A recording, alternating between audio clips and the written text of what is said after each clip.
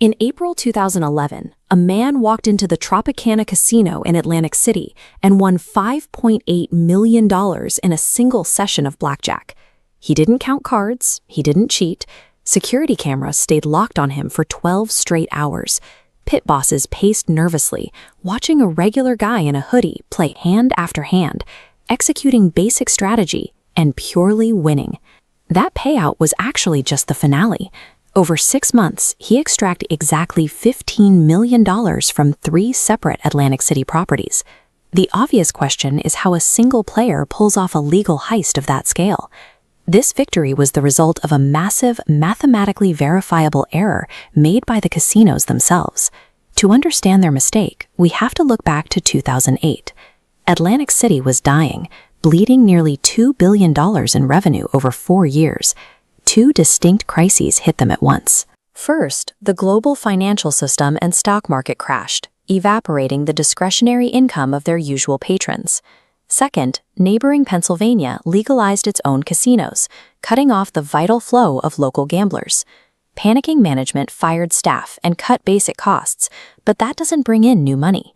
They had to hunt for whales, high-stakes players with enough cash to salvage a casino's quarterly earnings in a single weekend. To lure these whales away from Vegas and Macau, marketing departments offered their ultimate incentive, the loss rebate.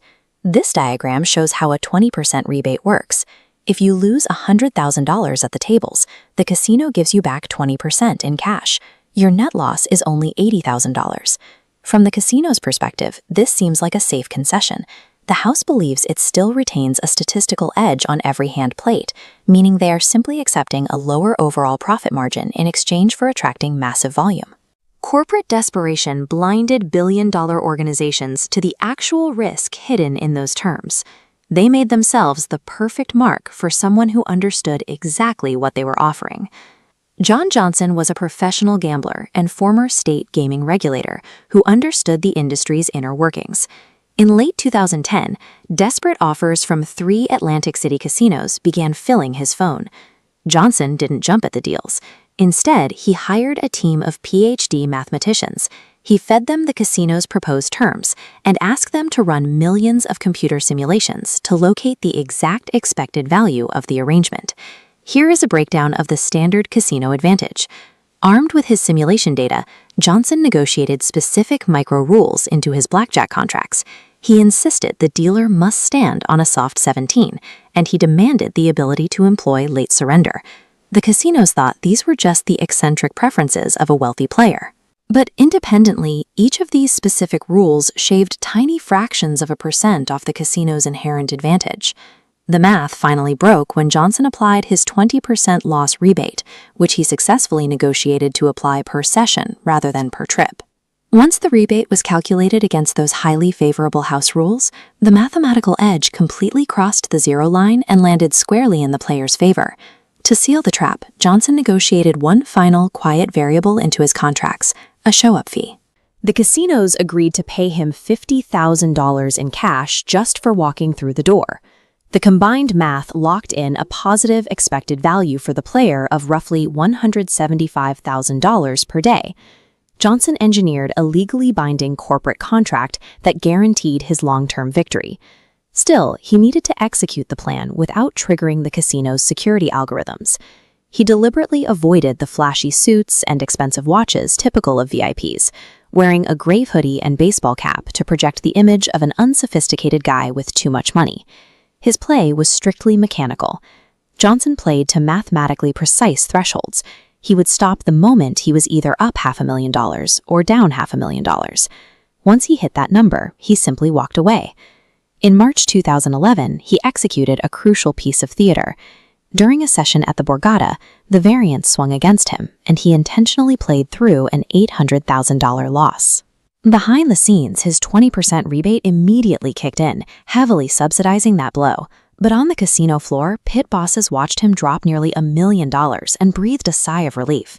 The raw optics of a massive, painful loss convinced them he was just a normal gambler who would eventually give his early winnings back. By strategically allowing the casinos to watch him bleed cash, he bought the illusion of vulnerability.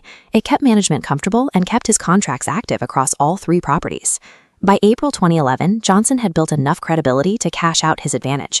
He sat down at the Tropicana for 12 continuous hours. He drew huge crowds, played perfectly to his negotiated rules, and pushed his profits past $5 million, sending casino management into a total panic. The defining moment came late in the night. Johnson was dealt a pair of eights. He split them, drew perfect cards, and kept doubling down, piling money onto the felt. The dealer hit and busted. Johnson took a massive $400,000 pot in a single, perfectly played sequence. He finally stood up and announced he was done. They counted his chips and handed him a $5.8 million payout. That single session brought his 6-month total across the Borgata, Caesars, and the Tropicana to exactly $15 million. The largest legal heist in Atlantic City history happened right out in the open, directly on the green felt. The corporate blowback was immediate. Tropicana fired its CEO a month later. Casinos across the Strip permanently capped their high roller rebate programs, and Johnson was quickly blacklisted from every major property worldwide. Furious at the massive losses, the casinos consulted lawyers. They argued that using probability models to guarantee a positive expected value violated the spirit of fair play, and they heavily threatened legal action to seize the $15 million back. But their own legal teams forced them to face reality. The contracts they drafted and signed were ironclad. Johnson never cheated, never counted cards, and never touched a piece of equipment. He kept every single cent.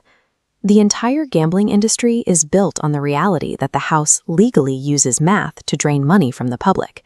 But Johnson proved that if you have the discipline and the capital to turn that exact same math back against them, their system shatters.